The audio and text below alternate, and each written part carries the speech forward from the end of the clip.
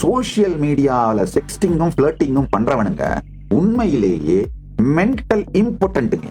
சும்மா எப்ப பார்த்தாலும் இல்ல நான் ஒரு பொண்ணை உயிருக்கு உயிரா காதலிச்சவன் என்னைய மாத்திட்டா சாமி, நான் ஒரு பையனை உயிருக்கு உயிரா காதலிச்சவன் என்னைய மாத்திட்டு வேற ஒரு பொண்ணோட கல்யாணம் பண்ணிட்டா சாமி. இதெல்லாம் முழுக்க ஃப்ராடு, முழுக்க போய். இந்த 90s kids love failure story எல்லாம் நம்பறதுக்கு வேற எவனாவது இருக்கும், அவனை போய் பார்த்து பேசிக்கோங்க, சொல்லிக்கோங்க. சுய பச்சாதாப கதைகள் சொல்லுகின்ற அனைவருக்கும் ஒரே ஒரு விஷயம் தான் செய்யப்பட வேண்டும், பிஞ்ச செருப்படுத்து அடி அடிக்கிறது. அதான் செய்யப்படணும். உங்களை எவன் ஏமாத்தினாலும் நீங்க உள்ளுக்குள்ள ஸ்ரத்தை இல்லாமல் ஏமாற்றுவதற்கு தயாராக இருந்தீர்கள், அவன் முந்திக்கிட்டான், அவ்வளவுதாங்க. இதெல்லாம் பரமசத்தியம் மாற்றவே முடியாது. உடனே எமோஷனலா மெசேஜ் போடாதீங்க. என்ன சாமி உங்களுக்கு என்ன பத்தி தெரியாது, என் வாழ்க்கையில் அப்படிலாம் கிடையாது, நீங்க சொல்றதெல்லாம் உண்மை கிடையாது, வேக வேகமா கொந்தளிச்சு டைப் பண்ண ஆரம்பிக்காதீங்க. பரமசத்தியங்கள் மாறுவதில்லை. அவ யூஎஸ் மாப்பிள்ள கிடைச்ச உடனே டாட்டா காட்டிட்டு போயிட்டா சாமி. இந்த மாதிரி லூசுத்தனமா உட்காந்து 90s கிட்ஸ் சுய பச்சாதாப பொய்களை எல்லாம் கிட்ட சொல்லிட்டு இருக்கீங்க. அப்ப மொட்டை பசங்களாவே சுத்திட்டு இருங்க, அவ்வளவுதான். அந்த காலகட்டத்தில் உங்களுக்கும் அவ்வளவுதான் மெச்சூரிட்டி இருந்தது. நீங்களும் அப்படி இப்படிதான் சுத்தி பார்த்துட்டு இருந்தீங்க, அவங்களும் அதை அழகா ஸ்மெல் பண்றாங்க.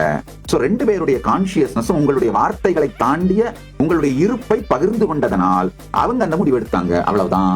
ஏற்கனவே என் கேர்ள் ஃப்ரெண்ட் ஓடி போயிட்டதுனால இந்த கேர்ள் ஃப்ரெண்டோட நான் ரொம்ப கான்சியஸா பழகிட்டு இருக்கிறேன். ஏற்கனவே என் பாய் ஃப்ரெண்ட் என்னை ஏமாத்திட்டதுனால இந்த ரிலேஷன்ஷிப்ல ரொம்ப கேர்ஃபுல்லா இருக்கேன்.